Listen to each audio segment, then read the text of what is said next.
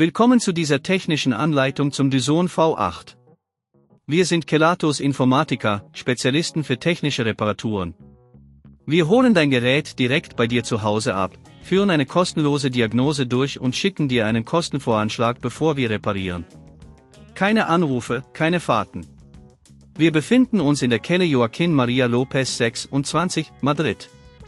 Bequem, transparent und professionell. Link in der Beschreibung. Dein Dyson V8 macht komische Geräusche. Dies kann auf einen Defekt im Auslöser oder im Motor hindeuten. Wenn du das Problem nicht rechtzeitig behebst, kann es zu weiteren Schäden kommen, die die Reparatur aufwendiger und teurer machen. Lass uns nun gemeinsam herausfinden, wie wir das Problem beheben können.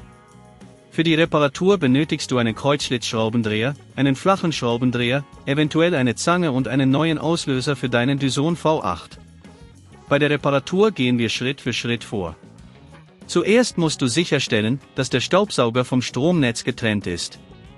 Öffne das Gehäuse vorsichtig, indem du die Schrauben auf der Rückseite mit dem Kreuzschlitzschraubendreher entfernst.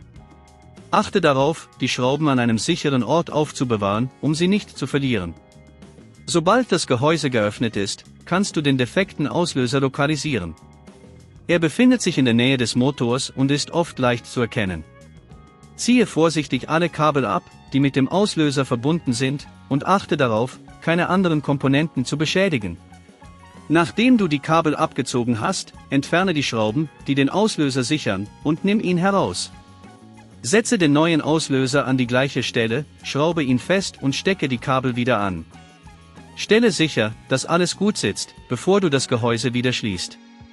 Wenn dir das an dieser Stelle zu kompliziert wird, denk daran, dass wir bei Kelatos dein Gerät zu Hause abholen und es dir repariert zurückschicken. Überprüfe sicherheitshalber noch einmal alle Verbindungen und schließe das Gehäuse, indem du die Schrauben wieder anbringst.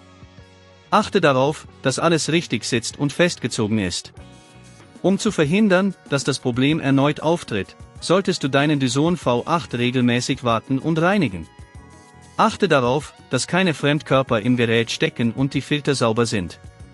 Wenn du kein Risiko eingehen willst, bei Kelatos holen wir dein Gerät ab, reparieren es und liefern es dir nach Hause, in der ganzen Schweiz. Link in der Beschreibung.